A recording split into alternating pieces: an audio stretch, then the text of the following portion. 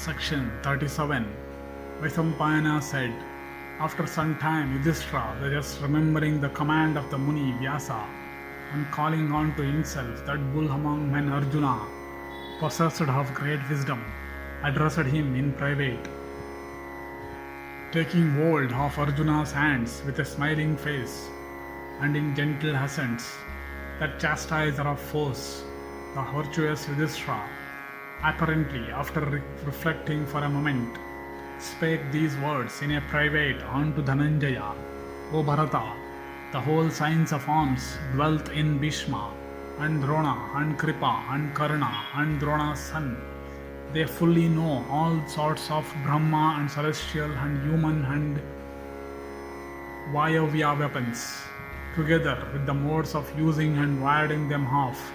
All of them are conciliated and honored and gratified by Dhritarashtra's son, who behaveth unto them as one should behave unto his preceptor towards all his warriors. Dhritarashtra's son behaveth with great affection, and all the chiefs honored and gratified by him seek his good in return. Thus honored by him, they will not fail to put forth their might. The whole earth besides is now under Duryodhana's sway, with all the villages and towns, O son of Pita, and all the seas and woods and mines. Thou alone art our sole refuge. On thee resteth a great burden. I shall therefore, O chastiser of all foes, tell thee what thou art to do now. I have obtained a science from Krishnadvaipayana, used by thee. That science will expose the whole universe to thee. O child, attentively receive thou that science from me, and in due time, by its aid, attain thou the grace of the celestials. And O bull of the Bharata race, devote thyself to fierce asceticism, armed with the bow and sword, and cased in mail, betake thyself to austerities and good vows, and go thou northwards, O child, without giving way to anybody. O Dhananjaya, all celestial weapons are with Indra. The celestials, from fear of Vritra, imparted at the time all their might to Sakra, gathered together in one place. Thou wilt obtain all weapons. Go thou on to Sakra. He will give thee all his weapons. Taking the bow, set thou out this very day in order to behold Purandara. Vaisampayana continued.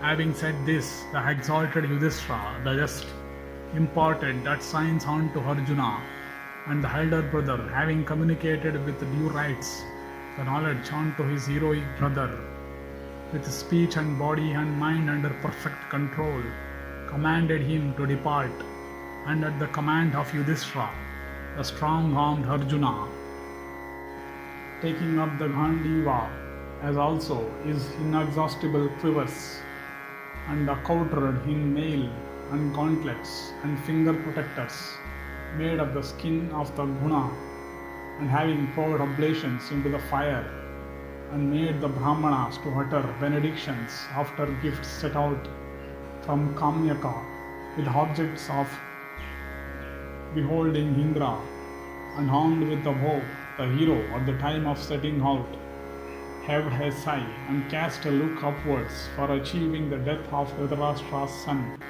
and beholding Kunti's son thus sound and about to set out, the Brahmanas and Siddhas and invisible spirits addressed him, saying, O son of Kunti, obtain thou soon what thou wishest. And the Brahmanas also, uttering benediction, said, Achieve thou the object thou hast in view. Let victory be truly thine. And beholding the heroic Arjuna, of thighs stout as the trunks of the Sala, about to set out, taking away with him the hearts of all, Krishna addressed him, saying, O thou strong-armed one, let all that Kunti had desired at thy birth, and let all that thou desirest be accomplished. O Dhananjaya, let no one amongst us be ever again born in the order of Kshatriyas, I always bow down unto the Brahmanas, whose mode of living is mendicancy. This is my great grief, that the wretch Duryodhana, beholding me in the assembly of princes, mocking, called me a cow. Besides this, he told me in the midst of that assembly many other hard things. But the grief I experience at parting with thee is far greater than any I felt at those insults. Certainly, in thy absence, thy brothers will, while away, their waking hours is repeatedly talking of thy heroic deeds. If, however, O son of Pritha, thou stayest away for any length of time, we shall derive no pleasure from our enjoyments or from wealth. Nay, life itself will be distasteful to us. O son of Pritha, our weal and woe, life and death, our kingdom and prosperity are all dependent on thee. O Bharata, I bless thee. Let success be thine, O sinless one. Thy present task thou will be able to achieve even against powerful enemies. O thou of great strength, go thou to win success with speed. Let dangers be not thine. I bow to Dhatri and Videiri. I bless thee, let prosperity be thine. And O Dhananjaya, let Hri, Shri, Kirti, Dhriti, Pushti, Uma, Lakshmi, Saraswati all protect thee on thy way, for thou ever worshippest thy elder brother, and ever obeyest his commands. And O bull of the Bharata race, I bow to the Vasus, the Rudras and Adityas, the Marutas, the Vishwadevas and the Sadyas, for procuring thy welfare. And O Bharata, be thou safe from all spirits of mischief belonging to the sky, the earth and the heaven, and from such other spirits generally. Vaisampayana continued. Krishna, the daughter of Yajnasena, having uttered these benedictions, ceased. The strong-armed son of Pandu, then having walked round his brothers, and round Dhaumya also, and taking up his handsome bow, set out, and all creatures began to leave the way that Arjuna of great energy and prowess, urged by the desire of beholding Indra, took, and that slayer of foes passed over many mountains inhabited by ascetics, and then reached the sacred Himavat, the resort of the celestials, and the high-souled one reached that sacred mountain in one day, for like the winds he was gifted with the speed of the mind, in consequence of his ascetic austerities, and having crossed the Himavat, as also Kandamadana, he passed over many uneven and dangerous spots, walking night and day without fatigue, and having reached Indrakila,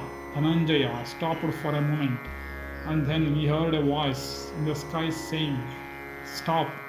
And hearing that voice, the son of Pandu cast his glances all around, and Arjuna, capable of using his left hand with skill equal to that of his right hand, then beheld before him an ascetic under the shade of a tree, blazing with Brahma brilliancy, of a tawny color, with matted locks and thin. And the mighty ascetic, beholding Arjuna stop at that place, addressed him, saying, "Who art thou, O child, arrived hither with bow and arrows, and cased in mail and accoutred in scabbard and gauntlet, and evidently wedded to the customs of the Kshatriya? There is no need of weapons here. This is the abode of peaceful Brahmanas, devoted to ascetic austerities, without anger or joy.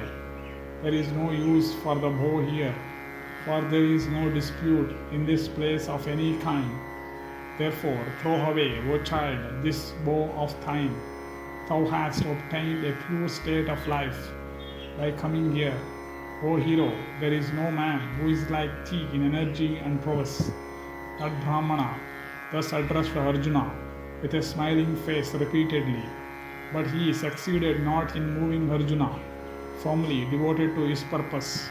The regenerate one, glad at heart, smilingly addressed Arjuna once more, saying, O slayer of foes, blessed be thou. I am Sakra. Ask thou the boon thou desirest. Thus addressed that precipitator of the Kuru race. The heroic Dhananjaya, bending his head and joining his hands, replied unto him of 1,000 highs, saying, Even this is the object of my wishes. Grant me this boon, O illustrious one. I desire to learn from thee all the weapons. The chief of the celestials then, smiling, replied unto him cheerfully, saying, O Dhananjaya, when thou hast reached this region, what need is there for weapons? Thou hast already obtained a pure state of life. Ask thou for the regions of bliss, what thou desirest. Thus addressed Dhananjaya replied unto him of 1,000 highs, saying, I desire not regions of bliss, nor objects of enjoyment, nor the state of celestial. What is this talk about happiness, O chief of the celestials? I do not desire the prosperity of all the gods, having left my brothers behind me in the forest, and without avenging myself on the foe, shall I incur the opprobrium for all ages of all the world. Thus addressed the slayer of Vritra, worshipped of the worlds, consoling him with gentle words, spake unto the son of Pandu, saying, When thou art able to behold the three-eyed trident bearing Shiva, the Lord of all creatures, it is then, O child, that I will give thee all the celestial weapons. Therefore strive thou to obtain the sight of the highest of the gods, for it is only after thou hast seen him, O son of Kunti, that thou wilt obtain all thy wishes. Having spoken thus unto Palguna, Sakra disappeared then and there, and Arjuna, devoting himself to asceticism, remained at that spot. Thus endeth the 37th section in the Arjunabhigamana Parva of the Vana Parva.